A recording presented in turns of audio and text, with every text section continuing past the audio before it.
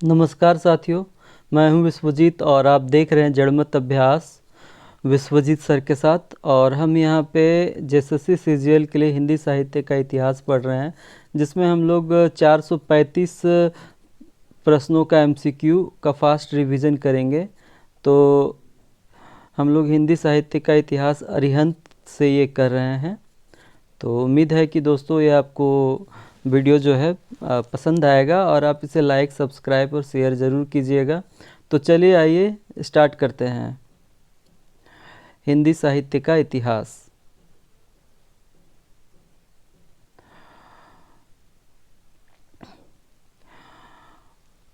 तो ये अभ्यास प्रश्न है दोस्तों।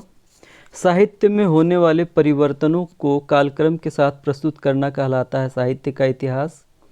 साहित्य में होने वाले परिवर्तनों को कालक्रम के साथ प्रस्तुत करना कहलाता है साहित्य का इतिहास। गारसा द तासी की इस्तवाद द ला लिटरेत्यूर एंदई हिंदुस्तानी में संकलित कवियों की संख्या है 738। गारसा द तासी की इस्तवाद द ला लिटरेत्यूर एंदई हिंदुस्तानी में संकलित कवियों की संख्या है 738। जॉर्ज ग्रियर्सन की रचना का हिंदी में अनुवाद किया है किशोरीलाल गुप्त। जॉर्ज ग्रियर्सन की रचना का हिंदी में अनुवाद किया है किशोरीलाल गुप्त। शिव सिंह सरोज प्रकाशित हुई है 1883 ईस्वी में। शिव सिंह सरोज प्रकाशित हुई है 1883 ईस्वी में। मिस्र बंधु नाम से प्रसिद्ध रचनाकारों की संख्या कितनी थी? तो 3 थी। मिस्र बंधु नाम से प्रसिद्ध रचनाकारों की संख्या कितनी थी? 3 थी। हिंदी साहित्य की भूमिका के लेखक हैं हजारी प्रसाद द्विवेदी। हिंदी साहित्य की भूमिका के लेखक हैं हजारी प्रसाद द्विवेदी। हिंदी साहित्य के इतिहास लेखन की परंपरा का शुभारंभ किया था गारसा दा तासी। हिंदी साहित्य के इतिहास लेखन की परंपरा का शुभारंभ किया था Garcin de Tassy. Cambridge history of English literature के ढंग पर हिंदी जगत में गठित सभा का नाम क्या था? नागरी प्रचारणी सभा। Cambridge history of English literature के ढंग पर हिंदी जगत में गठित सभा का नाम क्या था? नागरी प्रचारणी सभा। मिस्र बंधु विनोद में संकलित साहित्यकारों की रचना है 5000। मिस्र बंधु विनोद में संकलित साहित्यकारों की रचना है 5000। विद्वानों ने हिंदी साहित्य का आरंभ किस सदी से माना है? 8वीं सदी। विद्वानों ने हिंदी साहित्य का आरंभ किस सदी से माना है? 8वीं सदी।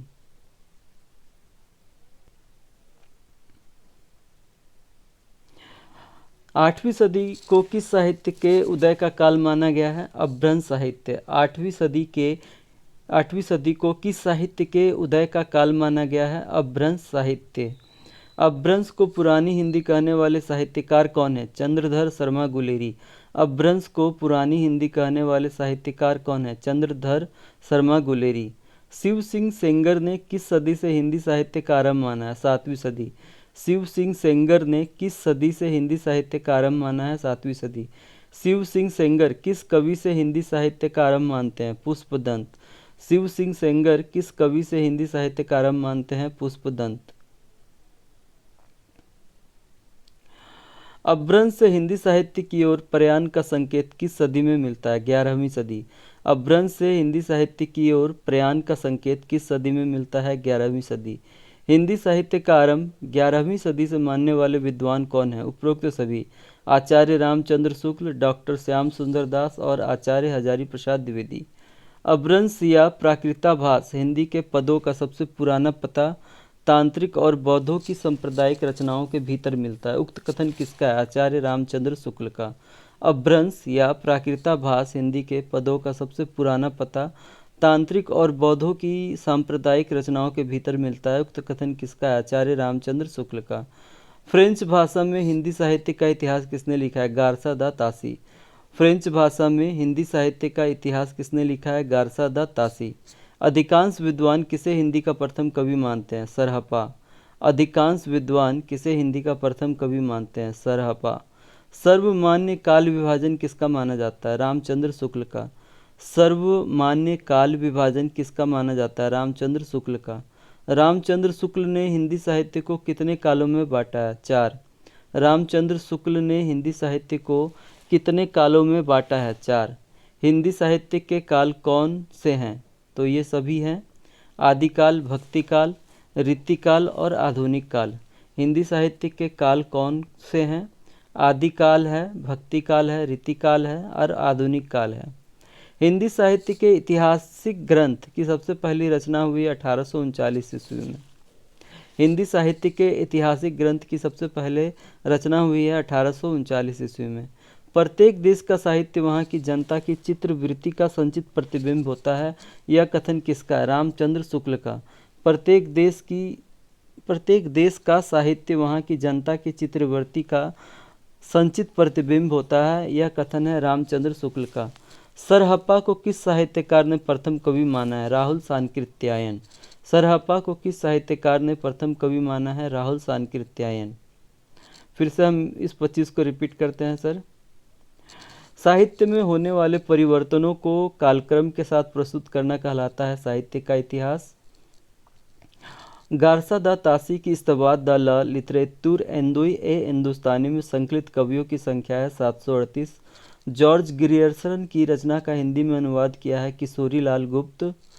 शिव सिंह सरोज प्रकाशित हुई है 1883 ईस्वी में। मिस्र बंधु नाम से प्रसिद्ध रचनाकारों की संख्या कितनी थी? 3 थी। हिंदी साहित्य की भूमिका के लेखक हैं हजारी प्रसाद द्विवेदी। हिंदी साहित्य के इतिहास लेखन की परंपरा का शुभारंभ किया था Garcin de Tassy. Cambridge history of English literature के ढंग पर हिंदी जगत में गठित सभा का नाम क्या था? नागरी प्रचारणी सभा। मिस्र बंधु विनोद में संकलित साहित्यकारों की संख्या है 5000। विद्वानों ने हिंदी साहित्य का आरंभ किस सदी से माना है? 8वीं सदी। 8वीं सदी को किस साहित्य के उदय का काल माना गया है? अपभ्रंश साहित्य। अपभ्रंश को पुरानी हिंदी कहने वाले साहित्यकार कौन है? चंद्रधर शर्मा गुलेरी। अपभ्रंश को पुरानी हिंदी कहने वाले साहित्यकार कौन है? चंद्रधर शर्मा गुलेरी। शिव सिंह सेंगर ने किस सदी से हिंदी साहित्य का आरंभ माना है? 7वीं सदी। शिव सिंह सेंगर ने किस सदी से हिंदी साहित्य का आरंभ माना है? 7वीं सदी। शिव सिंह सेंगर किस कवि से हिंदी साहित्य का आरंभ मानते हैं? पुष्पदंत। अपभ्रंश से हिंदी साहित्य की ओर प्रयाण का संकेत किस सदी में मिलता है? 11वीं सदी में। हिंदी साहित्य का आरंभ 11वीं सदी से मानने वाले विद्वान सभी हैं उपरोक्त में। आचार्य रामचंद्र शुक्ल, डॉक्टर श्याम सुंदर दास और आचार्य हजारी प्रसाद द्विवेदी। अपभ्रंश या प्राकृताभास हिंदी के पदों का सबसे पुराना पता तांत्रिक और बौद्धों की सांप्रदायिक रचनाओं के भीतर मिलता है। उक्त कथन है आचार्य रामचंद्र शुक्ल का। फ्रेंच भाषा में हिंदी साहित्य का इतिहास किसने लिखा? गारसा दा तासी ने। अधिकांश विद्वान किसे हिंदी का प्रथम कवि मानते हैं? सरहप्पा को। सर्वमान्य काल विभाजन किसका माना जाता है? रामचंद्र शुक्ल का। रामचंद्र शुक्ल ने हिंदी साहित्य को कितने कालों में बांटा है? 4। हिंदी साहित्य के काल कौन कौन से हैं? तो आदिकाल हैं, भक्तिकाल है, रीतिकाल है और आधुनिक काल है।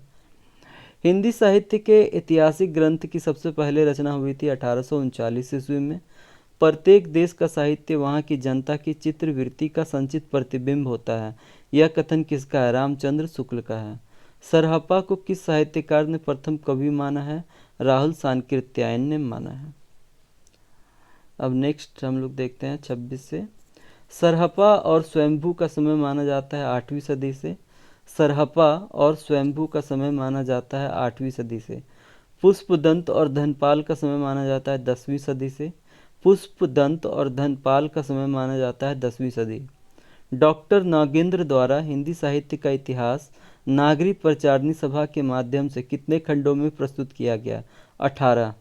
डॉक्टर नागेंद्र द्वारा हिंदी साहित्य का इतिहास नागरी प्रचारणी सभा के माध्यम से कितने खंडों में प्रस्तुत किया गया? 18। निम्नलिखित में से कौन मिस्र बंधुओं में नहीं है? प्रताप नारायण मिश्र। निम्नलिखित में से कौन मिस्र बंधुओं में नहीं है? प्रताप नारायण मिश्र। अब्दुल रहमान रचित संदेश रासक किस प्रकार की रचना है? विप्रलंब प्रधान संदेश रचना। अब्दुल रहमान रचित संदेश रासक किस प्रकार की रचना है? विप्रलंब प्रधान संदेश रचना। ग्रियर्सन ने आदिकाल को नाम दिया है चारण काल। ग्रियर्सन ने आदिकाल को नाम दिया है चारण काल। आदिकाल को रामकुमार वर्मा ने नाम दिया है संधिकाल। आदिकाल को रामकुमार वर्मा ने दिया है नाम संधिकाल। आदिकाल को बीज वपन काल कहा गया है, किसने कहा है? तो महावीर प्रसाद द्विवेदी ने। आदिकाल को बीज वपन काल किसने कहा है? महावीर प्रसाद द्विवेदी ने। मिस्र बंधुओं द्वारा प्रस्तुत काल नामकरण किया गया है उपरोक्त सभी: प्रारंभिक काल, माध्यमिक तथा अलंकृत काल और परिवर्तन तथा वर्तमान काल। मिस्र बंधुओं द्वारा प्रस्तुत काल नामकरण किया गया है, तो काल नामकरण है आपका मिस्र बंधु द्वारा प्रारंभिक काल, माध्यमिक तथा अलंकृत काल, परिवर्तन तथा वर्तमान काल। जॉर्ज गिरियार्सन की काल विभाजन संबंधी पुस्तक का नाम है the modern vernacular of Hindustan. George Grierson की काल विभाजन संबंधी पुस्तक का नाम है the modern vernacular of Hindustan. आदिकाल का समय क्या है? संवत 1050 से 1375 विक्रमी संवत तक।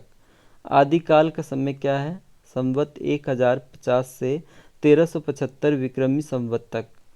आचार्य रामचंद्र शुक्ल ने आदिकाल का काल निर्धारित किया है 993 ईस्वी से 1318 ईस्वी तक। आचार्य रामचंद्र शुक्ल ने आदिकाल का काल निर्धारित किया है 993 ईस्वी से 1318 ईस्वी तक।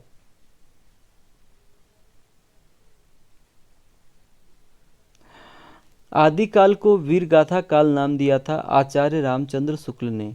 आदिकाल को वीरगाथा काल नाम दिया था आचार्य रामचंद्र शुक्ल ने। आदिकाल को चारण काल किसने कहा है? तो गिरियर्सन ने कहा है। आदिकाल को चारण काल किसने कहा है? गिरियर्सन ने कहा है। आदिकाल को संधि काल नाम किसने दिया? राम कुमार वर्मा ने। आदिकाल को संधि काल नाम किसने दिया है? राम कुमार वर्मा ने। महावीर प्रसाद द्विवेदी ने आदिकाल को नाम दिया है बीज वपन काल। महावीर प्रसाद द्विवेदी ने आदिकाल को नाम दिया है बीज वपन काल। प्रारंभिक काल को आदिकाल किसने कहा है? हजारी प्रसाद द्विवेदी। प्रारंभिक काल को आदिकाल किसने कहा है? हजारी प्रसाद द्विवेदी। रासो ग्रंथकारों में कौन सी प्रवृत्ति नहीं थी? जैन बौद्ध धर्म से संबंधित रचनाएं। रासो ग्रंथकारों में निम्नलिखित में से कौन सी प्रवृत्ति नहीं थी? जैन बौद्ध धर्म से संबंधित रचनाएं।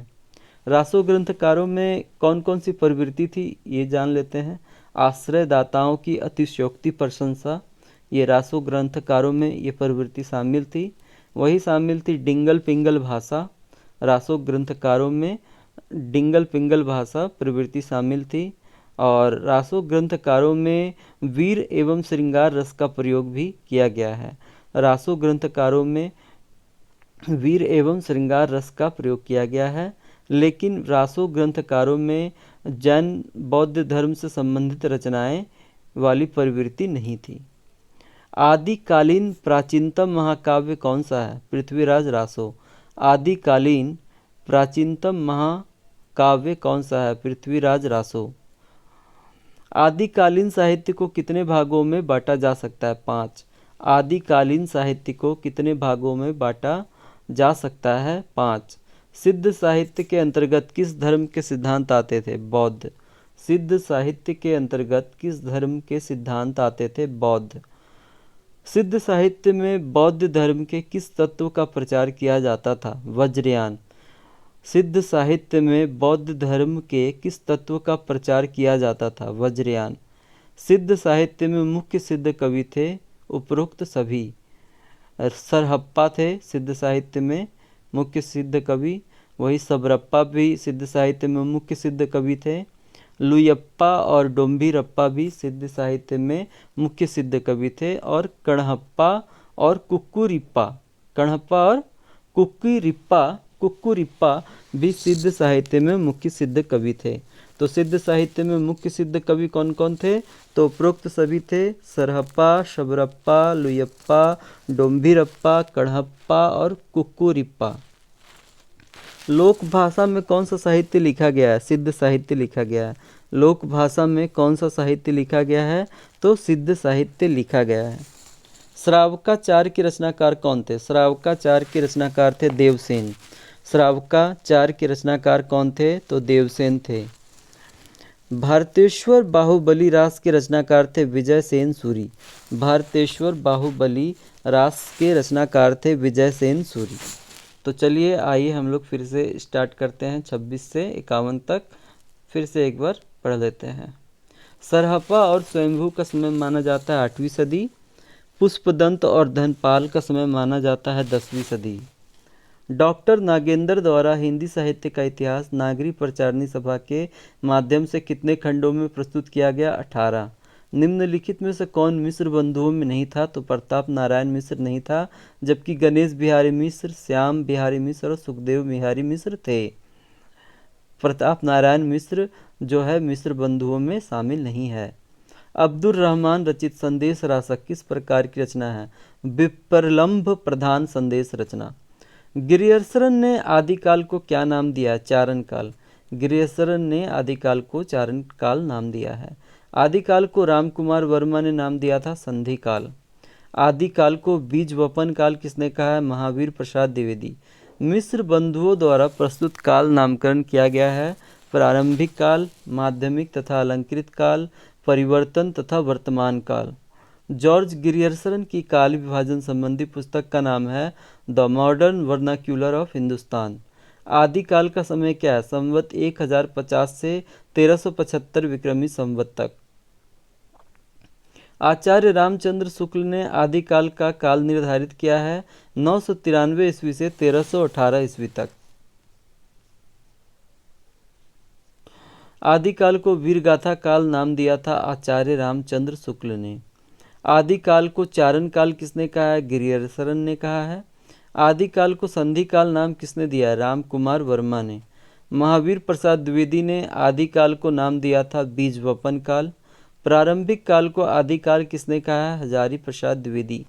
रासो ग्रंथकारों में कौन सी प्रवृत्ति नहीं थी? जैन बौद्ध धर्म से संबंधित रचनाएं। जबकि आश्रयदाताओं की अतिशयोक्ति प्रशंसा, डिंगल पिंगल भाषा और वीर एवं श्रृंगार रस का प्रयोग रासो ग्रंथकार में शामिल था। जबकि रासो ग्रंथकारों में कौन सी प्रवृत्ति नहीं थी? जैन बौद्ध धर्म से संबंधित रचनाएं। आदिकालीन प्राचीनतम महाकाव्य कौन सा है? पृथ्वीराज रासो। आदिकालीन साहित्य को कितने भागों में बांटा जा सकता है? 5। सिद्ध साहित्य के अंतर्गत किस धर्म के सिद्धांत आते थे? बौद्ध। सिद्ध साहित्य के अंतर्गत बौद्ध धर्म आते थे। सिद्ध साहित्य में बौद्ध धर्म के किस तत्व का प्रचार किया जाता था? वज्रयान। सिद्ध साहित्य में मुख्य सिद्ध कवि थे उपरोक्त सभी: सरहप्पा, शबरप्पा, लुयप्पा, डोम्बीरप्पा, कढ़प्पा और कुक्कुरिप्पा। लोक भाषा में कौन सा साहित्य लिखा गया है? सिद्ध साहित्य। श्रावकाचार्य के रचनाकार कौन थे? देवसेन। भारतेश्वर बाहुबली रास के रचनाकार थे विजयसेन सूरी। अब हम लोग 51 से करेंगे। स्थूलीभद्र रास के रचनाकार कौन थे? जीन धर्म सूरी। स्थूलीभद्र रास के रचनाकार कौन थे? जीन धर्म सूरी। रेवंत गिरी रास की रचना किसने की थी? विजय सेन सूरी। रेवंत गिरी रास की रचना किसने की थी? विजय सेन सूरी। नाथ साहित्य का व्यवस्थापक किसे माना गया है? गोरखनाथ को। नाथ साहित्य का व्यवस्थापक किसे माना गया है? गोरखनाथ को। आदिकालीन साहित्य में रासो साहित्य का संबंध किस रस से था? वीर। आदिकालीन साहित्य में रासो साहित्य का संबंध किस रस से था? वीर। रासो ग्रंथकारों में मुख्य प्रवृत्ति पाई जाती थी बी और सी दोनों। रासो ग्रंथकारों में मुख्य प्रवृत्ति पाई जाती थी आश्रयदाताओं की अतिशयोक्ति प्रशंसा और डिंगल पिंगल भाषा। रासो ग्रंथकारों में मुख्य प्रवृत्ति पाई जाती थी आश्रयदाताओं की अतिशयोक्ति प्रशंसा और डिंगल पिंगल भाषा। रासो परंपरा में आल्हा खंड किस रचना का भाग है? परमाल रासो। रासो परंपरा में आल्हा खंड किस रचना का भाग है? परमाल रासो। नाथ संप्रदाय में आदिनाथ किसे माना गया? शिव को। नाथ संप्रदाय में आदिनाथ किसे कहा गया? शिव को। अभ्रंश साहित्य में अब्दुर रहमान की रचना कौन सी है? संदेश रासक। अभ्रंश साहित्य में अब्दुर रहमान की रचना कौन सी है? संदेश रासक। आदिकाल में मैथिल कोकिल के नाम से प्रसिद्ध हैं विद्यापति। आदिकाल में मैथिल कोकिल के नाम से प्रसिद्ध हैं विद्यापति। आदिकाल में खड़ी बोली को काव्य भाषा बनाने वाले कवि थे अमीर खुसरो। आदिकाल में खड़ी बोली को काव्य भाषा बनाने वाले कवि थे अमीर खुसरो। अमीर खुसरो की रचना खालिक बारी है शब्दकोश। अमीर खुसरो की रचना खालिक बारी है शब्दकोश। 13वीं शताब्दी में किस नाथ संप्रदाय के गुरु ने काव्य रचना आरंभ की? गोरखनाथ। 13वीं शताब्दी में किस नाथ संप्रदाय के गुरु ने काव्य रचना आरंभ की? गोरखनाथ। दरबारी वीर काव्य रचनाएं किस साहित्य के अंतर्गत आती है? रासो साहित्य। दरबारी वीर काव्य रचनाएं किस साहित्य के अंतर्गत आती है? रासो साहित्य। पृथ्वीराज रासो के रचनाकार है चंद-बरदाई। पृथ्वीराज रासो के रचनाकार हैं चंद-बरदाई।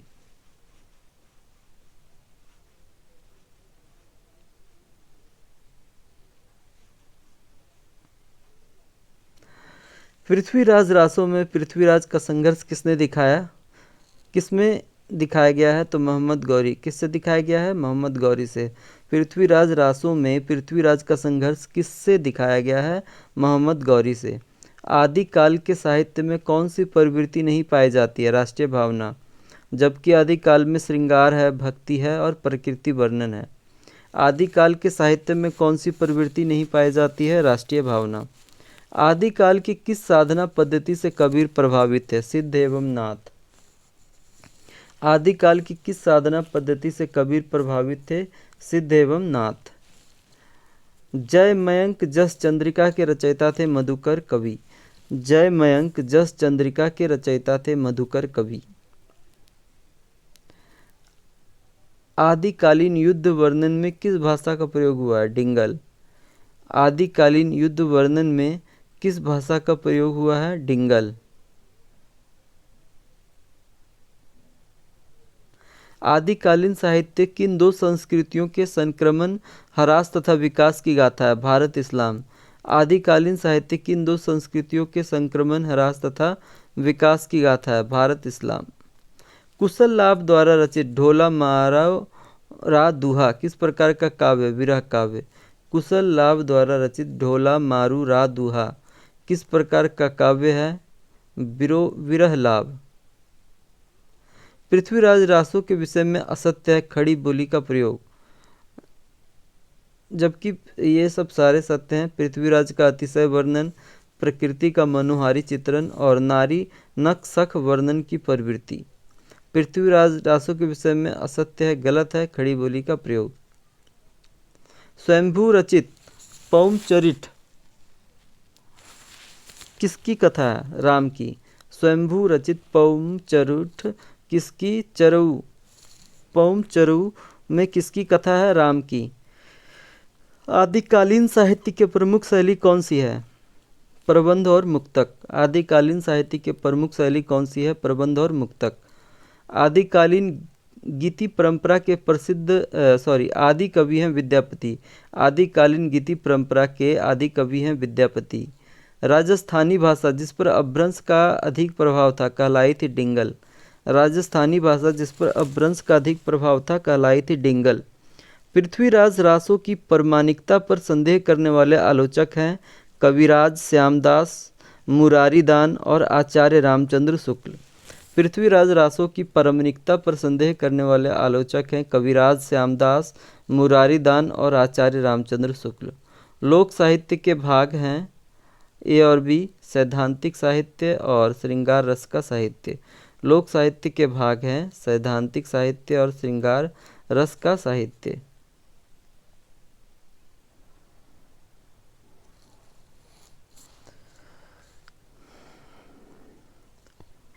प्रादेशिक बोलियों के साथ देश भाषा ब्रज के सहयोग से बनी अपभ्रंश भाषा का नाम क्या है? पिंगल।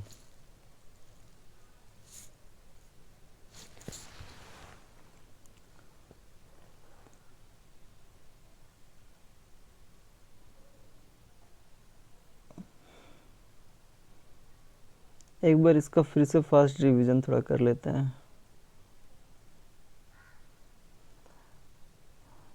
स्थूली भृद रास के रचनाकार कौन थे? जीन धर्मसूरी। रेवंत गिरी रास की रचना किसने की थी? विजय सेन सूरी। नाथ साहित्य का व्यवस्थापक किसे माना गया है? गोरखनाथ। आदिकालीन साहित्य में रासो साहित्य का संबंध किस रस से था? वीर। रासो ग्रंथकारों में मुख्य प्रवृत्ति पाई जाती है आश्रयदाताओं की अतियोक्तिपूर्ण प्रशंसा और डिंगल पिंगल भाषा। रासो परंपरा में अलाखंड की रचना का भाग है।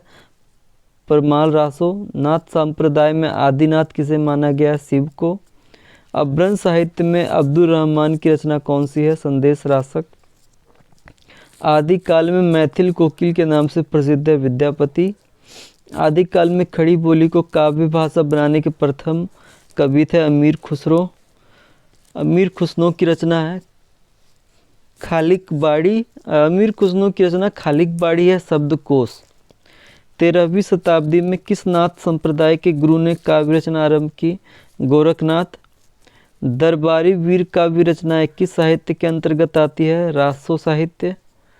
पृथ्वीराज रासो के रचनाकार है चंद्रबरदाई।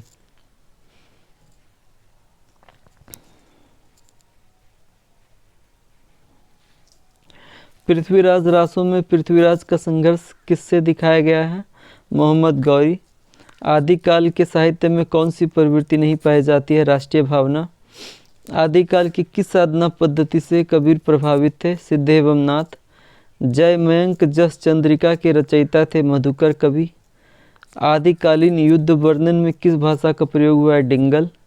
आदिकालीन साहित्य किन दो संस्कृतियों के संक्रमण ह्रास तथा विकास की गाथा है? भारत इस्लाम। कुशल लाभ द्वारा रचित ढोला मारू रादुहा किस प्रकार का काव्य है? विरह काव्य। पृथ्वीराज रासो के विषय में असत्य है खड़ी बोली का प्रयोग। स्वयंभू रचित पौम चरऊ में किसकी कथा है? राम।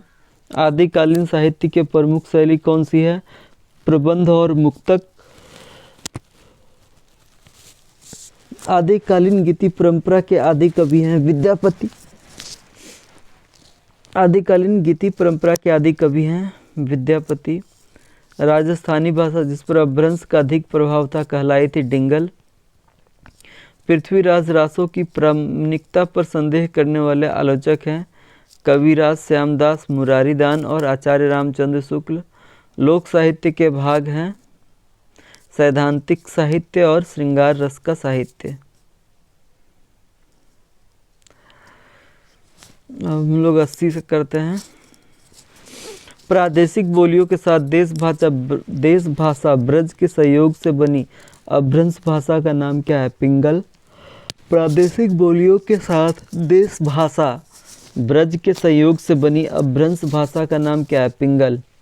विद्यापति के प्रिय आश्रयदाता कौन थे? शिव सिंह। विद्यापति के प्रिय आश्रयदाता कौन थे? शिव सिंह। विद्यापति को मैथिली कवि किसने घोषित किया?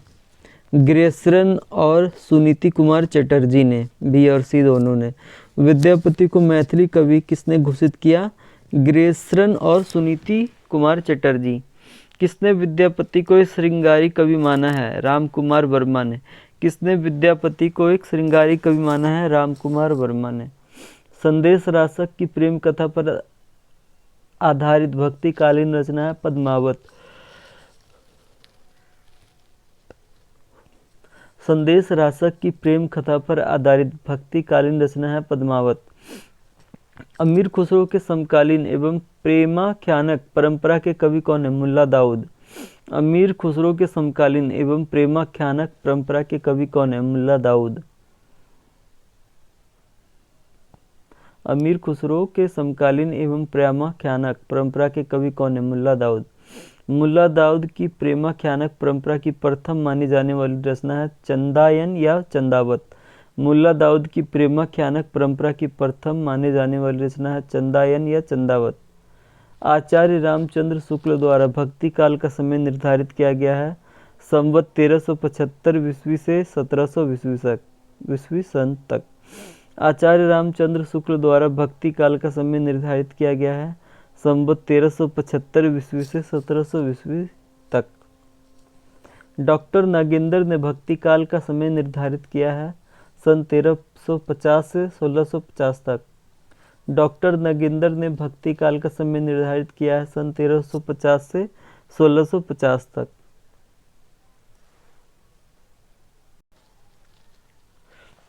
डॉक्टर नगेंद्र ने भक्ति काल का समय निर्धारित किया है सन 1350 से 1650 तक। आलोचकों ने भक्ति काल को किस विषय सन से अभिहित किया है? स्वर्ण युग।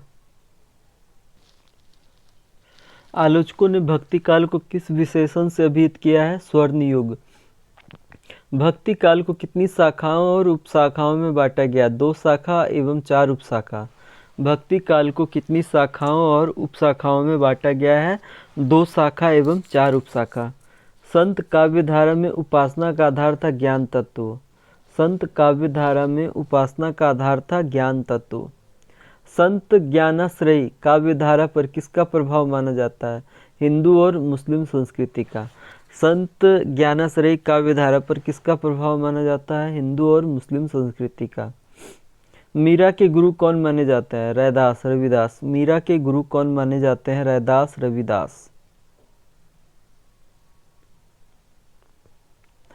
निम्नलिखित में से कौन संत काव्यधारा की प्रवृत्ति नहीं है?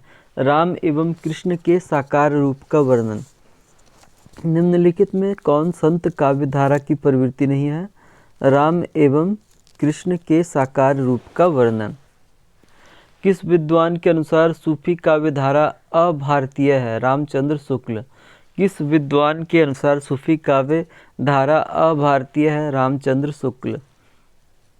सूफी कवियों ने आधार बनाया है हिंदुओं की प्रेम कथाओं को। सूफी कवियों ने आधार बनाया है हिंदुओं की प्रेम कथाओं का।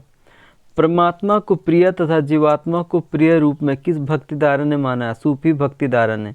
परमात्मा को प्रिय तथा जीवात्मा को प्रिय रूप में किस भक्तिधारा ने माना है? सूफी भक्तिधारा ने। सूफी काव्यधारा के कवियों ने कौन सी विशेष शैली अपनाई है? मसनवी। सूफी काव्यधारा के कवियों ने कौन सी विशेष शैली अपनाई है? मसनवी। राम काव्य परंपरा का लोकनायक एवं समन्वयवादी कवि कौन था? तुलसीदास। राम काव्य परंपरा का लोकनायक एवं समन्वयवादी कवि कौन था? तुलसीदास। हिंदी में राम काव्य परंपरा का शुभारंभ किससे माना गया? रामानंद से। हिंदी में राम काव्य परंपरा का शुभारंभ किससे माना गया है? रामानंद। राघवानंद किसके गुरु थे? रामानंद के। राघवानंद किसके गुरु थे? रामानंद। रामचंद्र शुक्ल ने तुलसी की कितनी रचनाएं मानी है? कितनी रचनाएं मानी है? 12। रामचंद्र शुक्ल ने तुलसी की कितनी रचनाएं मानी है? 12। राम काव्य परंपरा में राम के किस रूप के दर्शन होते हैं? लोक रक्षक एवं मर्यादा पुरुषोत्तम रूप। राम काव्य परंपरा में राम के किस रूप के दर्शन होते हैं? लोक रक्षक एवं मर्यादा पुरुषोत्तम रूप। कृष्ण काव्यधारा में कृष्ण के किस रूप की आराधना की गई है? विष्णु के लीलामय अवतारी रूप। कृष्ण काव्यधारा में कृष्ण के किस रूप की आराधना की गई है? विष्णु के लीलामय अवतारी रूप। कृष्ण काव्यधारा का प्रथम कवि किसे माना जाता है? विद्यापति। कृष्ण काव्यधारा का प्रथम कवि किसे माना जाता है? विद्यापति। वल्लभ संप्रदाय में कृष्ण की किस अवस्था का वर्णन अधिक चित्रित हुआ है? बाल रूप। वल्लभ संप्रदाय में कृष्ण की किस अवस्था का वर्णन अधिक चित्रित हुआ है? बाल रूप। अब हम लोग फास्ट रिवीजन एक बार पुनः दोहरा लेते हैं। प्रादेशिक बोलियों के साथ देश भाषा ब्रज के संयोग से बनी अपभ्रंश भाषा का नाम क्या है? पिंगल। विद्यापति के प्रिय आश्रयदाता कौन थे? शिव सिंह। विद्यापति को मैथिली कवि किसने घोषित किया? ग्रेसन और सुनीति कुमार चटर्जी ने। किसने विद्यापति को एक श्रृंगारी कवि माना है? राम कुमार वर्मा ने। संदेश रासक की प्रेम कथा पर आधारित भक्तिकालीन रचना है पद्मावत। अमीर खुसरो के समकालीन एवं प्रेमाख्यानक परंपरा के कवि कौन है? मुल्ला दाऊद। मुल्ला दाऊद की प्रेमाख्यानक परंपरा की प्रथम माने जाने वाली रचना है चंदायन या चंदावत। आचार्य रामचंद्र शुक्ल द्वारा भक्ति काल का समय निर्धारित किया गया है संवत 1375 ईस्वी से 1700 ईस्वी सन तक। डॉक्टर नगेंद्र ने भक्ति काल का समय निर्धारित किया है सन 1350 से 1650 तक। आलोचकों ने भक्ति काल को किस विशेषण से अभिहित किया है? स्वर्ण युग। भक्ति काल को कितनी शाखाओं और उपशाखाओं में बांटा गया? 2 शाखा एवं 4 उपशाखा। संत काव्य धारा में उपासना का आधार था ज्ञान तत्व। संत ज्ञानाश्रयी काव्य धारा पर किसका प्रभाव माना जाता है? हिंदू और मुस्लिम संस्कृति का। मीरा के गुरु कौन माने जाते हैं? रैदास, रविदास। निम्नलिखित में से कौन संत काव्य धारा की प्रवृत्ति नहीं है? राम एवं कृष्ण के साकार रूप का वर्णन। किस विद्वान के अनुसार सूफी काव्य धारा अभारतीय है? रामचंद्र शुक्ल। सूफी कवियों ने आधार बनाया है हिंदुओं की प्रेम कथाओं को। परमात्मा को प्रिय तथा जीवात्मा को प्रिय रूप में किस भक्ति धारा ने माना है? सूफी भक्ति धारा। सूफी काव्य धारा के कवियों ने कौन सी विशेष शैली अपनाई है? मसनवी। राम काव्य परंपरा का लोकनायक एवं समन्वयवादी कवि कौन था? तुलसीदास। हिंदी में राम काव्य परंपरा का शुभारंभ किससे माना गया है? रामानंद। राघवानंद किसके गुरु थे? रामानंद के। रामचंद्र शुक्ल ने तुलसी की कितनी रचनाएं मानी हैं? 12। राम काव्य परंपरा में राम के किस रूप के दर्शन होते हैं? लोक रक्षक एवं मर्यादा पुरुषोत्तम रूप। कृष्ण काव्य धारा में कृष्ण के किस रूप की आराधना की गई है? विष्णु के लीला में अवतारी रूप। कृष्ण काव्य धारा का प्रथम कवि किसे माना जाता है? विद्यापति। वल्लभ संप्रदाय में कृष्ण की किस अवस्था का वर्णन अधिक चित्रित हुआ है? बाल रूप।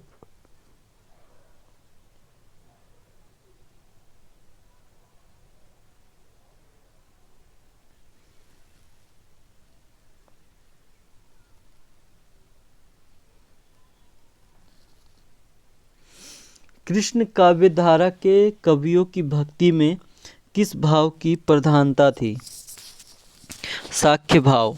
कृष्ण काव्य धारा के कवियों की भक्ति में किस भाव की प्रधानता थी? साख्य भाव। कृष्ण भक्तों ने किस परंपरा का विकास किया? भ्रमर गीत। कृष्ण भक्तों ने किस परंपरा का विकास किया? भ्रमर गीत। कृष्ण काव्य धारा में किस रस की प्रधानता थी? श्रृंगार एवं वात्सल्य का वियोग पक्ष।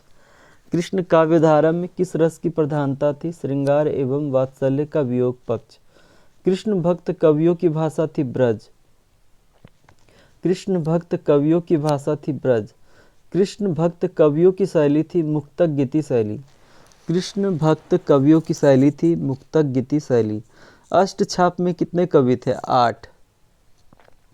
अष्टछाप में कितने कवि थे? 8। अष्टछाप में किन किन के शिष्य सम्मिलित थे? वल्लभाचार्य एवं विट्ठलनाथ। अष्टछाप में किन किन के शिष्य सम्मिलित थे? वल्लभाचार्य एवं विट्ठलनाथ।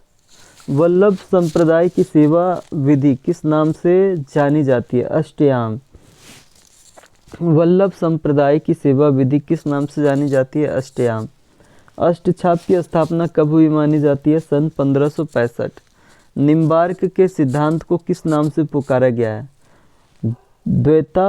द्वैतवाद। निम्बार्क के सिद्धांत को किस नाम से पुकारा गया है? द्वैतवाद। राधा वल्लभ संप्रदाय के प्रवर्तक थे हित हरिवंश। राधा वल्लभ संप्रदाय के प्रवर्तक थे हित हरिवंश। राधा वल्लभ संप्रदाय में किसकी आराधना की गई है? राधा की प्रमुखता एवं कृष्ण की सर्वोपरिता। राधा वल्लभ संप्रदाय में किसकी आराधना की गई है? राधा की प्रमुखता एवं कृष्ण की सर्वोपरिता। सखी संप्रदाय के प्रवर्तक कौन थे? स्वामी हरिदास। सखी संप्रदाय के प्रवर्तक कौन थे? स्वामी हरिदास।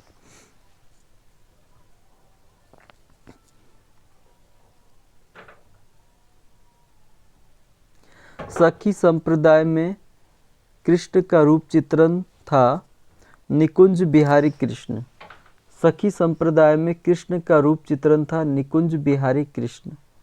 गौड़ीय संप्रदाय के प्रवर्तक थे चैतन्य महाप्रभु। गौड़ीय संप्रदाय के प्रवर्तक थे चैतन्य महाप्रभु। राम और कृष्ण भक्ति काव्य धारा में कौन सी विशेषता असमान है? दास्य भाव की भक्ति की प्रधानता। राम और कृष्ण भक्ति काव्य धारा में कौन सी विशेषता असमान है? दास्य भाव की भक्ति की प्रधानता। सुर की वाक् चातुर्यता एवं उक्ति वैचिर्यता किस प्रसंग में देखने को मिलती है? उद्धव गोपी संवाद में। सूर की वाक्य चातुर्यता एवं उक्ति वैचित्र्यता किस प्रसंग में देखने को मिलती है? उद्धव गोपी संवाद में। सूर के भ्रमर गीत में विशेषता नहीं पाई जाती है, यशोदा का वात्सल्य वर्णन। सूर के भ्रमर गीत में विशेषता नहीं पाई जाती है, यशोदा का वात्सल्य वर्णन। रस खान का वास्तविक नाम क्या था? सैयद इब्राहिम। रस खान का वास्तविक नाम क्या था? सैयद इब्राहिम। कौन सा संप्रदाय कृष्ण भक्ति से संबंधित है? ये सभी, निम्बार्क, राधा वल्लभ और गौड़ीय। कौन सा संप्रदाय कृष्ण भक्ति से संबंधित है? निम्बार्क, राधा वल्लभ और गौड़ीय। पुष्टि मार्ग का मूल आधार क्या है? भगवान का अनुग्रह। पुष्टि मार्ग का मूल आधार क्या है? भगवान का अनुग्रह। पुष्टि मार्गीय भक्ति के विषय में कौन सा कथन असत्य है? ज्ञान की प्रधानता। पुष्टि मार्गीय भक्ति के विषय में कौन सा कथन असत्य है? ज्ञान की प्रधानता। कौन सी रचना सूरदास की नहीं है? कृष्ण लहरी। कौन सी रचना सूरदास की नहीं है? कृष्ण लहरी। सूर की दृष्टिकूट पदों के संग्रह की रचना है साहित्य लहरी। सूर की दृष्टिकूट पदों के संग्रह की रचना है साहित्य लहरी। सूर सागर का आधार ग्रंथ किसे माना जाता है? श्रीमद् भागवत पुराण। सूर सागर का आधार ग्रंथ किसे माना जाता है? श्रीमद् भागवत पुराण। अकबर किस भक्त कवि से प्रभावित हुआ था? कुंभन दास। अकबर किस भक्त कवि से प्रभावित हुआ था? कुंभन दास। एक बार फिर से पढ़ लेते हैं।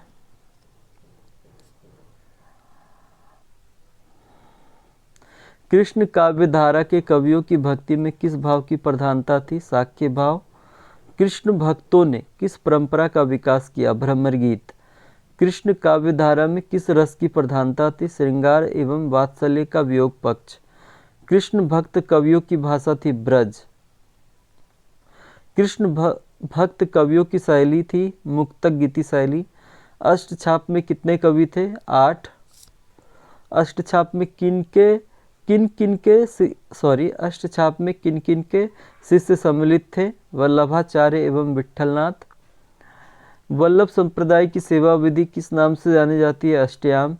अष्टछाप की स्थापना कब हुई मानी जाती है? सन 1565। निम्बार्क के सिद्धांत को किस नाम से पुकारा गया? द्वैतवाद। राधा वल्लभ संप्रदाय के प्रवर्तक थे हित हरिवंश। राधा वल्लभ संप्रदाय में किसकी आराधना की गई है? राधा की प्रमुखता एवं कृष्ण की सर्वोपरिता। राधा वल्लभ संप्रदाय में किसकी आराधना की गई है? राधा की प्रमुखता एवं कृष्ण की सर्वोपरिता। सखी संप्रदाय के प्रवर्तक कौन थे? स्वामी हरिदास।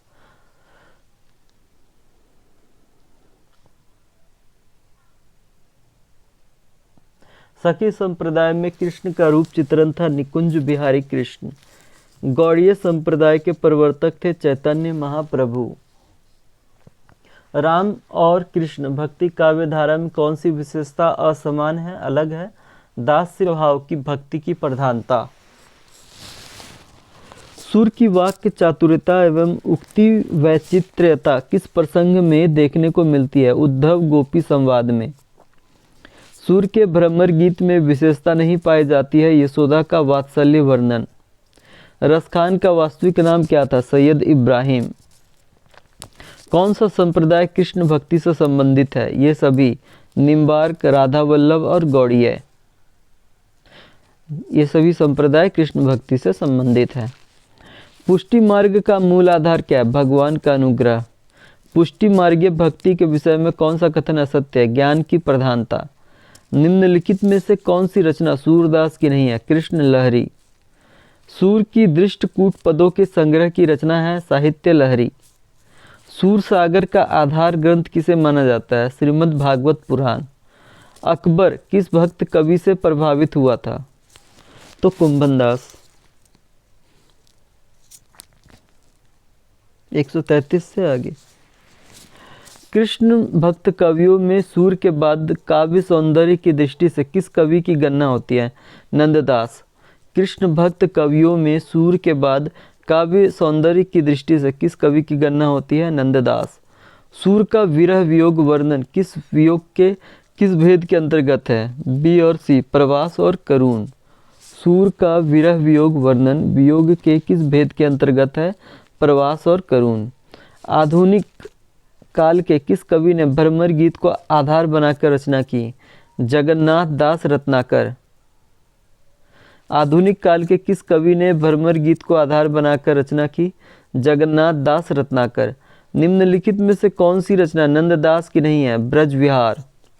निम्नलिखित में से कौन सी रचना नंददास की नहीं है? ब्रज विहार।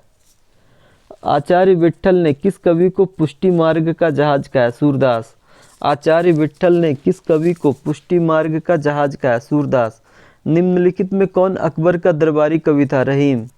कौन अकबर का दरबारी कवि था? रहीम। सूर सागर में कितने स्कंद हैं? 12। सूर सागर में कितने स्कंद हैं? 12। अविगत गति कछु अहत न आवे पद का मुख्य विषय है शकुन भक्ति की स्थापना। अविगत गति कछु कहत न आवे पद का मुख्य विषय है सगुन भक्ति की स्थापना।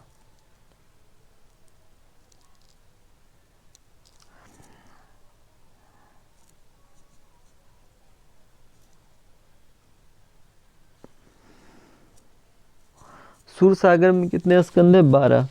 अविगत गति कछु कहत न आवे पद का मुख्य विषय है सगुन भक्ति की स्थापना। सूर के भ्रमर गीत में उद्धव द्वारा गोपियों को दिए गए ज्ञानोपदेश का परिणाम क्या रहा है? उद्धव गोपियों से प्रभावित हुए। सूर के भ्रमर गीत में उद्धव द्वारा गोपियों को दिए गए ज्ञानोपदेश का परिणाम क्या रहा है? उद्धव गोपियों से प्रभावित हुए।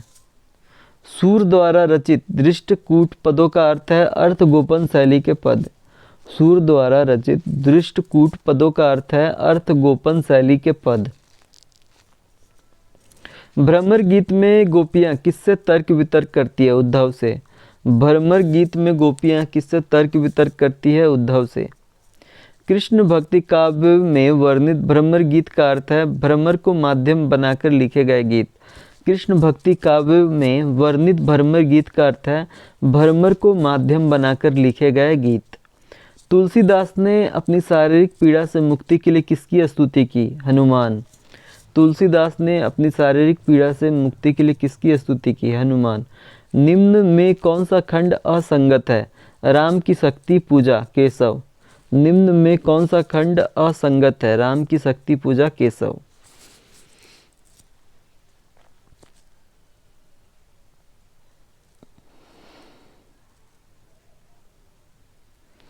कृष्ण का अध्यात्म रूप विशद रूप में किस ग्रंथ में मिलता है? श्रीमद् भागवत पुराण में। कृष्ण का अध्यात्म रूप विशद रूप में किस ग्रंथ में मिलता है? श्रीमद् भागवत पुराण में। कृष्ण के लीला वर्णन में किस भक्ति भाव की प्रधानता है? माधुर्य भाव। कृष्ण के लीला वर्णन में किस भक्ति भाव की प्रधानता है? माधुर्य भाव। राम भक्ति काव्य की दार्शनिकता का आधार क्या है? विशिष्टाद्वैतवाद।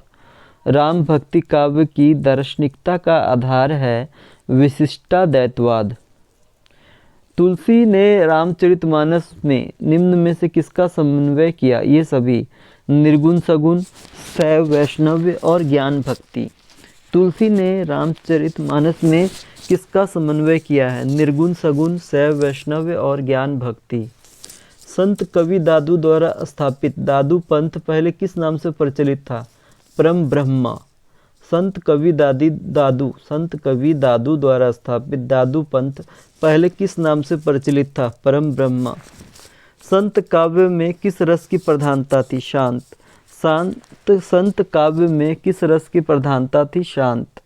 आचार्य रामचंद्र शुक्ल के अनुसार रीतिकाल का काल निर्धारण क्या है? संवत 1700 ईस्वी से सन 1900 ईस्वी सन तक। आचार्य रामचंद्र शुक्ल के अनुसार रीतिकाल का काल निर्धारण क्या है?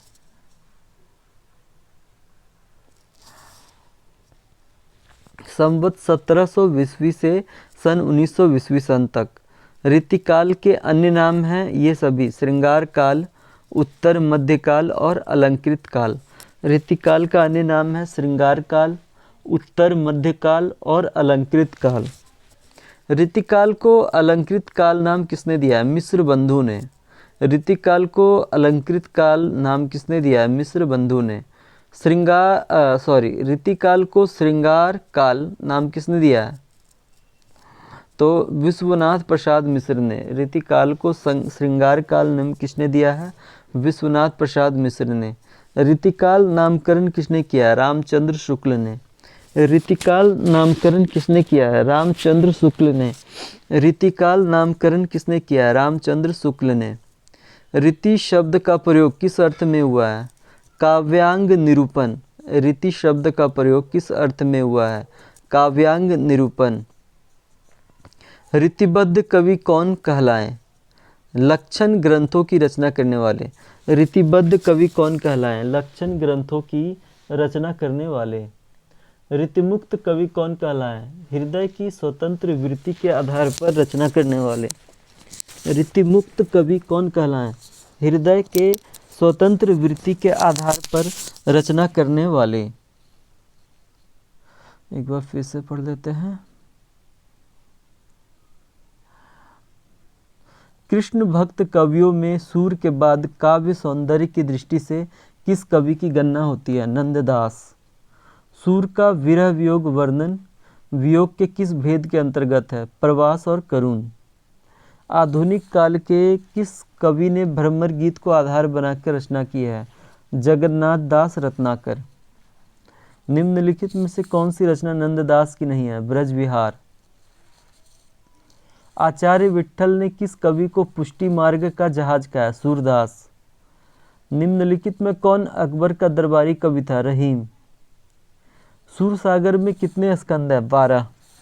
अविगत गति कछु कहत न आवे पद का मुख्य विषय है सगुण भक्ति की स्थापना। सूर के भ्रमर गीत में उद्धव द्वारा गोपियों को दिए गए ज्ञानोपदेश का परिणाम क्या रहा है? उद्धव गोपियों से प्रभावित हुए। सूर द्वारा रचित दृष्टकूट पदों का अर्थ क्या है? अर्थ गोपन शैली के पद। भ्रमर गीत में गोपियां किससे तर्क वितर्क करती है? उद्धव। कृष्ण भक्ति काव्य में वर्णित भ्रमर गीत का अर्थ है भ्रमर को माध्यम बनाकर लिखे गए गीत। तुलसीदास ने अपनी शारीरिक पीड़ा से मुक्ति के लिए किसकी स्तुति की है? हनुमान। कौन सा खंड असंगत है? राम की शक्ति पूजा केशव। ये असंगत है, गलत है, जबकि सही है अग्रदास रसिक संप्रदाय। अग्रदास रसिक संप्रदाय। कवितावली ब्रजभाषा। कवितावली ब्रजभाषा और रत्नावली तुलसीदास की पत्नी। रत्नावली तुलसीदास की पत्नी।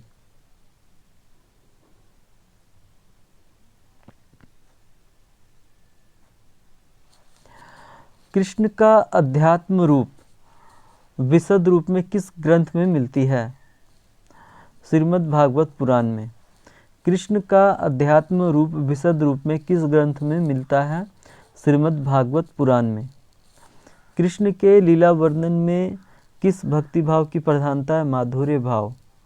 राम भक्ति की दार्शनिकता का आधार है विशिष्टाद्वैतवाद। तुलसी ने रामचरितमानस में किसका समन्वय किया है? निर्गुण सगुण शैव वैष्णव और ज्ञान भक्ति, ये सभी का। संत कवि दादू द्वारा स्थापित दादू पंथ पहले किस नाम से प्रचलित था? परम ब्रह्मा। संत काव्य में किस रस की प्रधानता थी? शांत। संत काव्य में किस रस की प्रधानता थी? शांत। आचार्य रामचंद्र शुक्ल के अनुसार ऋतिकाल का काल निर्धारण क्या है? संवत 1720 से 1920 सन तक। ऋतिकाल का अन्य नाम है ये सभी श्रृंगार काल, उत्तर मध्यकाल और अलंकृत काल।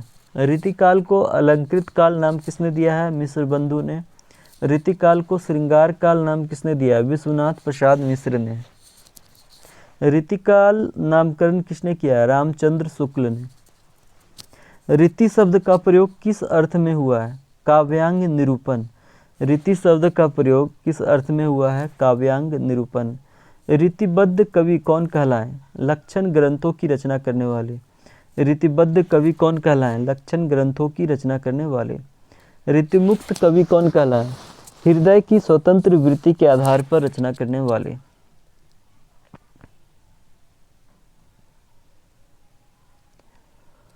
ठीक है, तो हम लोगों ने ये भी कंप्लीट किया है 133 से 160 और अगले में हम लोग पढ़ेंगे 161 से 161 से 188 तक।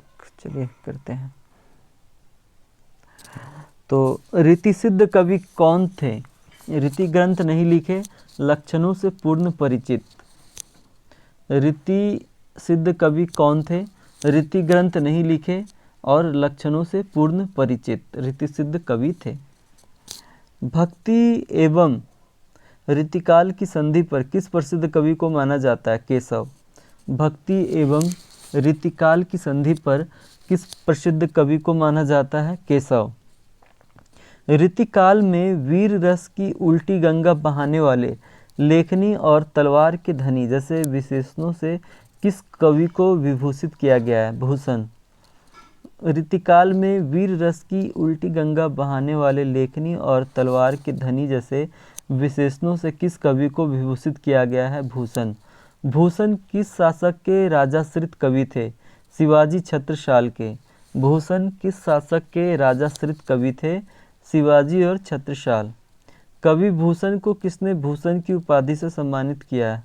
रुद्र शाह सोलंकी। कवि भूषण को किसने भूषण की उपाधि से सम्मानित किया है? रुद्र शाह सोलंकी। भूषण के पिता का नाम क्या था? पंडित रत्नाकर त्रिपाठी। भूषण के पिता का नाम था पंडित रत्नाकर त्रिपाठी। प्रथम राष्ट्र कवि का गौरव किस कवि को प्राप्त है? भूषण। प्रथम राष्ट्र कवि का गौरव किस कवि को प्राप्त है? भूषण। रीतिकाल में किस कवि का पूरा नाम देवदत्त था? देव का। रीतिकाल में किस कवि का पूरा नाम देवदत्त था? देव। ऋतुमुक्त धारा के प्रमुख श्रृंगारी कवि कौन थे? घनानंद। ऋतुमुक्त धारा के प्रमुख श्रृंगारी कवि कौन थे? घनानंद। आचार्य चिंतामणि एवं भूषण के भाई के रूप में माने जाने वाले कौन थे? मतीराम। आचार्य चिंतामणि एवं भूषण के भाई के रूप में माने जाने वाले कौन थे? मतीराम। रीतिकाल के प्रतिनिधि कवियों में पद्माकर को छोड़ और किस कवि में मतीराम सी चलती भाषा और सरल व्यंजना नहीं मिलती? यह युक्ति किस आलोचक की है? आचार्य रामचंद्र शुक्ल। रीतिकाल के प्रतिनिधि कवियों में पद्माकर को छोड़ और किस कवि में मतीराम की चलती भाषा और सरल व्यंजना नहीं मिलती? यह युक्ति किस आलोचक की है? आचार्य रामचंद्र शुक्ल। रीतिकालीन काव्य की विशेषता है रीति निरूपण, श्रृंगारिकता और राज प्रशस्ति। ये सभी रीतिकालीन काव्य की विशेषता है रीति निरूपण, श्रृंगारिकता और राज प्रशस्ति। ये सभी रीतिकालीन राम काव्य परंपरा के महाकाव्य का नाम है रामचंद्रिका। रीतिकालीन राम काव्य परंपरा के महाकाव्य का नाम है रामचंद्रिका। संस्कृत की काव्य शास्त्रीय परंपरा पर हिंदी में रीति के वास्तविक परिवर्तक कवि कौन थे? चिंतामणि। संस्कृत की काव्य शास्त्रीय परंपरा पर हिंदी में रीति के वास्तविक परिवर्तक कवि कौन थे? चिंतामणि।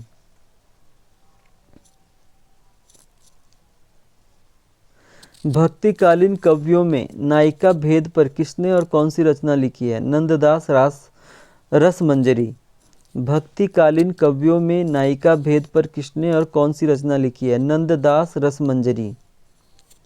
भक्तिकालीन कवियों में नायिका भेद पर किसने और कौन सी रचना लिखी है? नंददास रसमंजरी। रीतिकाल किस राजनीतिक शक्ति के समय पल्लवित हुआ? मुगल वंश। रीतिकाल किस राजनीतिक शक्ति के समय पल्लवित हुआ? मुगल वंश। रस निरूपक आचार्यों में सर्वप्रथम नाम आता है चिंतामणि का। रस निरूपक आचार्यों में सर्वप्रथम नाम आता है चिंतामणि का। चिंतामणि की प्रसिद्ध रचना है ये सभी: छंद विचार पिंगल, श्रृंगार मंजरी, कविकुल कल्पत्रु। ये सभी चिंतामणि की प्रसिद्ध रचना है छंद विचार पिंगल, श्रृंगार मंजरी, कविकुल कल्पत्रु। नवरस चित्रण में प्रसिद्ध हिंदू आचार्य का नाम है पद्माकर। नवरस चित्रण में प्रसिद्ध हिंदू आचार्य का नाम है पद्माकर। नवरस चित्रण में प्रसिद्ध मुसलमान आचार्य का नाम है सैयद गुलाम नबी रसलीन। नवरस चित्रण में प्रसिद्ध मुसलमान आचार्य का नाम है सैयद गुलाम नबी रसलीन। रीतिमुक्त काव्य परंपरा के सबसे प्रसिद्ध कवि हैं घनानंद। रीतिमुक्त काव्य परंपरा के सबसे प्रसिद्ध कवि हैं घनानंद। रीतिकाल में आचार्य कवि किसे कहा गया है? रीतिकाल में आचार्य कवि किसे कहा गया है? लक्षण ग्रंथों की रचना करने वाले। रीतिकाल में आचार्य कवि कहा गया है लक्षण ग्रंथों की रचना करने वाले को। रीतिकाल में आचार्य कवि किसे कहा गया है? लक्षण ग्रंथों की रचना करने वाले। रामचंद्रिका अपनी किस विशिष्टता के लिए प्रसिद्ध है? संवाद कौशल। रामचंद्रिका अपनी किस विशिष्टता के लिए प्रसिद्ध है? राम संवाद कौशल। केशव को भाषा का मिल्टन किसने कहा है? मिश्र बंधु ने। केशव को भाषा का मिल्टन किसने कहा है? मिश्र बंधु ने। किस कवि के दोहों को रस की छोटी छोटी पिचकारियाँ कहा गया? बिहारी। किस कवि के दोहों को रस की छोटी छोटी पिचकारियाँ कहा गया है? बिहारी। केशव की विज्ञान गीता का मुख्य वर्ण्य विषय था ज्ञान वैराग्य भावना। केशव की विज्ञान गीता का मुख्य वर्णन विषय था ज्ञान वैराग्य भावना। केशव को रीतिकाल का प्रवर्तक किसने माना है? रामचंद्र शुक्ल ने। केशव को रीतिकाल का प्रवर्तक किसने माना है? रामचंद्र शुक्ल ने। पद्माकर ने अंतिम समय में कौन सी रचना लिखी है? गंगा लहरी। पद्माकर ने अंतिम समय में कौन सी रचना लिखी है? गंगा लहरी। एक बार फिर से पढ़ लेते हैं। रीति सिद्ध कवि कौन थे? रीति ग्रंथ नहीं लिखे, लक्षणों से पूर्ण परिचित। भक्ति एवं रीतिकाल की संधि पर किस प्रसिद्ध कवि को माना जाता है? केशव। रीतिकाल में वीर रस की उल्टी गंगा बहाने वाले लेखनी और तलवार के धनी जैसे विशेषणों से किस कवि को विभूषित किया गया? भूषण। भूषण किस शासक के राजाश्रित कवि थे? शिवाजी छत्रसाल। कवि भूषण को किसने भूषण की उपाधि से सम्मानित किया है? रुद्रशाह सोलंकी। भूषण के पिता का नाम था पंडित रत्नाकर त्रिपाठी। प्रथम राष्ट्र कवि का गौरव किस कवि को प्राप्त है? भूषण को। रीतिकाल में किस कवि का पूरा नाम देवदत्त था? देव। रीति मुक्त धारा के प्रमुख श्रृंगारी कवि कौन थे? घनानंद। आचार्य चिंतामणि एवं भूषण के भाई के रूप में माने जाने वाले कौन थे? मतीराम।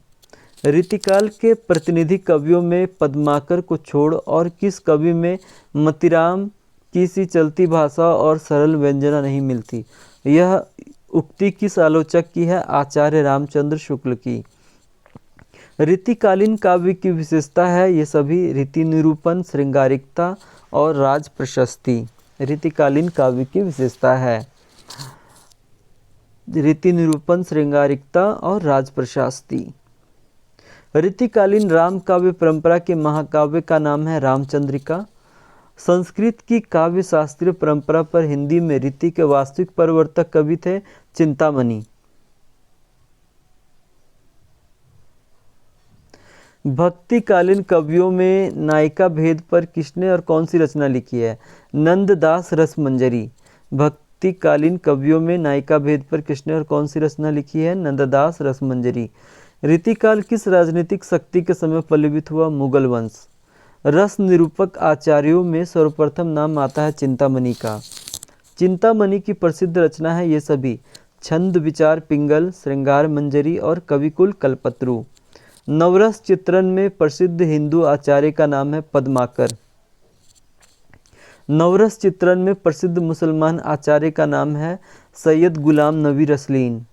रीतिमुक्त काव्य परंपरा के सबसे प्रसिद्ध कवि है घनानंद।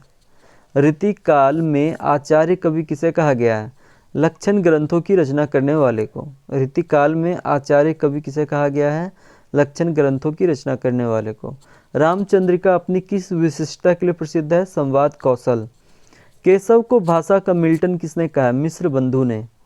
किस कवि के दोहों को रस की छोटी छोटी पिचकारियाँ कहा गया? बिहारी। केशव की विज्ञान गीता का मुख्य वर्ण्य विषय था ज्ञान वैराग्य भावना। केशव को रीतिकाल का प्रवर्तक किसने माना है? रामचंद्र शुक्ल ने। केशव को रीतिकाल का प्रवर्तक रामचंद्र शुक्ल ने माना है। पद्माकर ने अंतिम समय में कौन सी रचना लिखी है? गंगा लहरी। अब हम लोग 189 से 218 पढ़ेंगे, ठीक है। पद्माकर की किस रचना में कलयुग वर्णन है? कली 25। पद्माकर की किस रचना में कलयुग वर्णन है? कली 25। भाषा भूषण के रचनाकार थे जसवंत सिंह। भाषा भूषण के रचनाकार थे जसवंत सिंह। भूषण का रीति ग्रंथ है शिवराज भूषण। भूषण का रीति ग्रंथ है शिवराज भूषण। भूषण ने किस रचना में 105 अलंकारों का प्रयोग किया है? शिवराज भूषण। भूषण ने किस रचना में 105 अलंकारों का प्रयोग किया है? शिवराज भूषण। रीतिकाल की वह रचना जिस पर सबसे अधिक टीका लिखी गई? बिहारी सतसई। रीतिकाल की वह रचना जिस पर सबसे अधिक टीका लिखी गई? बिहारी सतसई। श्रृंगार वीर भक्ति रस की त्रिवेणी के रीतिकालीन प्रस्तोता हैं पद्माकर। श्रृंगार वीर भक्ति रस की त्रिवेणी की रीतिकालीन प्रस्तोता है पद्माकर। रीतिकाल में अधिकांश शैली अपनाई गई है मुक्तक की। रीतिकाल में अधिकांश शैली अपनाई गई है मुक्तक। बिहारी सतसई पर किन रचनाओं का प्रभाव है? इन सभी का। अमरुक शतक, गाथा सप्तशती और आर्या सप्तशती।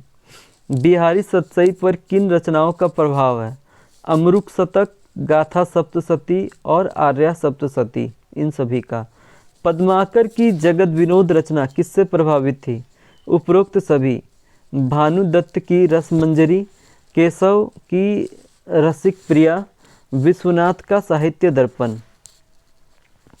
पद्माकर की जगत विनोद रचना किससे प्रभावित थी? भानुदत्त की रसमंजरी, केशव की रसिक प्रिया और विश्वनाथ का साहित्य वर्णन। घनानंद किसके आक्रमण में मारे गए? नादिर शाह। घनानंद किसके आक्रमण में मारे गए? नादिर शाह। घनानंद किस मुगल बादशाह के मीर मुंशी थे? मोहम्मद शाह। घनानंद किस मुगल बादशाह के मीर मुंशी थे? मोहम्मद शाह। केशव की रसिक प्रिया कितने प्रकाशों में विभक्त है? 16। केशव की रसिक प्रिया कितने प्रकाशों में विभक्त है? 16। भारतेंदु युग का अन्य नाम है पुनर्जागरण काल। भारतेंदु युग का अन्य नाम है पुनर्जागरण काल। भारतेंदु युग में गद्य की भाषा थी खड़ी बोली। भारतेंदु युग में गद्य की भाषा थी खड़ी बोली। भारतेंदु युग में काव्य की भाषा थी ब्रज। भारतेंदु युग में काव्य की भाषा थी ब्रज। आधुनिक काल के किस कवि को हिंदी काव्य का वैताली कहा गया है? भारतेंदु हरिश्चंद्र। आधुनिक काल के किस कवि को हिंदी काव्य का वैताली कहा गया है? भारतेंदु हरिश्चंद्र।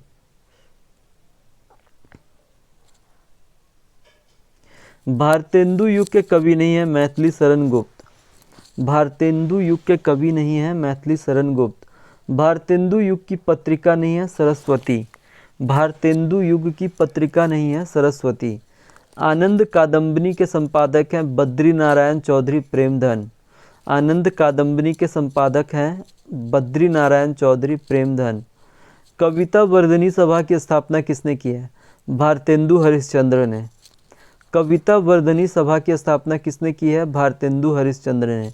भारतेंदु युगीन साहित्यकारों का साहित्यिक उद्देश्य क्या था? ये सभी। उद्बोधन, आह्वान और टिप्पणी। भारतेंदु युगीन साहित्यकारों का साहित्यिक उद्देश्य क्या था?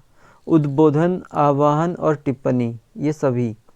निम्नलिखित में से कौन भारतेंदु युग का विषय नहीं था? तीर्थयात्रा और तपदान।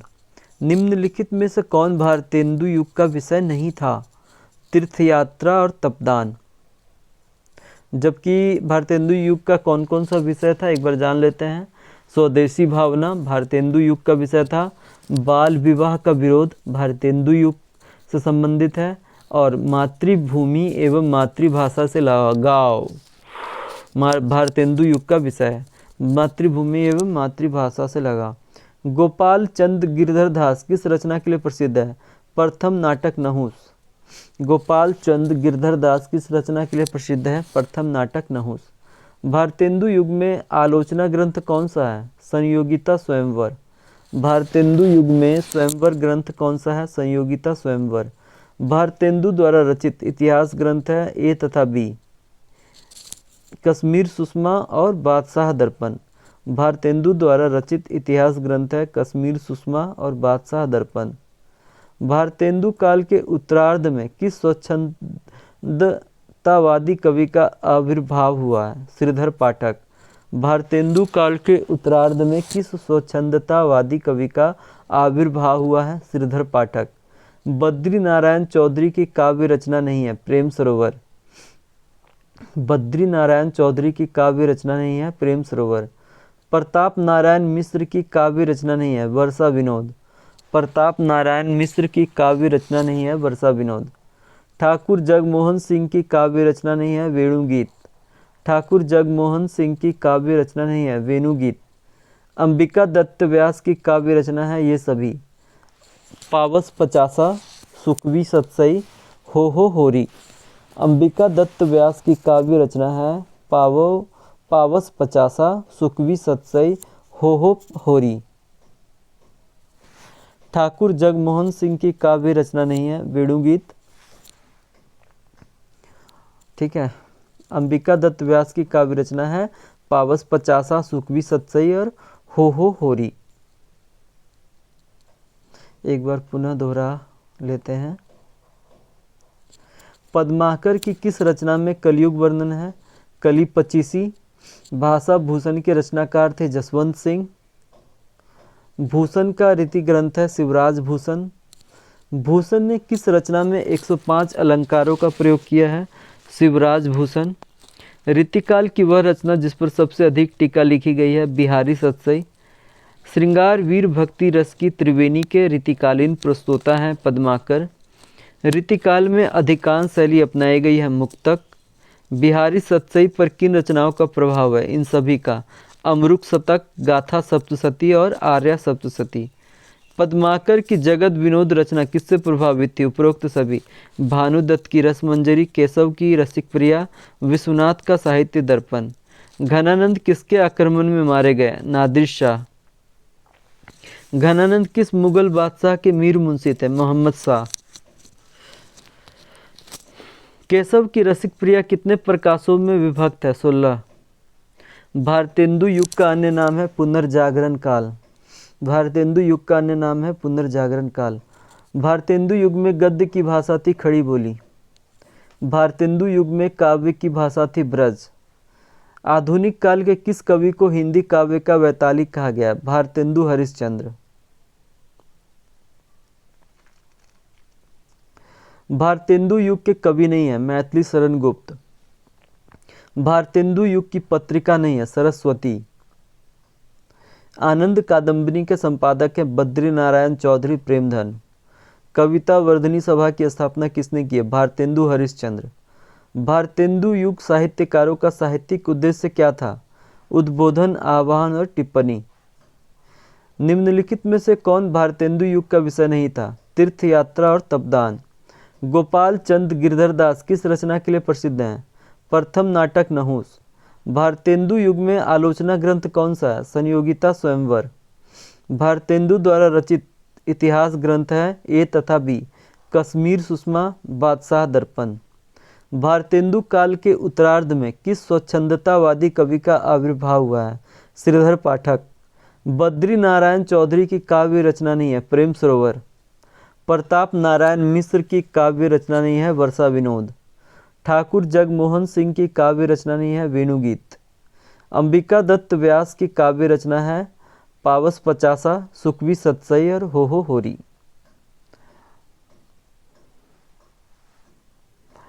तो ये हमारा दोस्तों फर्स्ट पार्ट है 218 से। इसका अगला भाग होगा जिसमें 219 से 435 प्रश्नों का समावेश होगा। और तो उम्मीद है दोस्तों ये हमारा वीडियो आपको पसंद आया होगा। प्लीज़ इसे लाइक कीजिए, सब्सक्राइब कीजिए और शेयर ज़रूर से ज़रूर कीजिएगा। चलिए, धन्यवाद।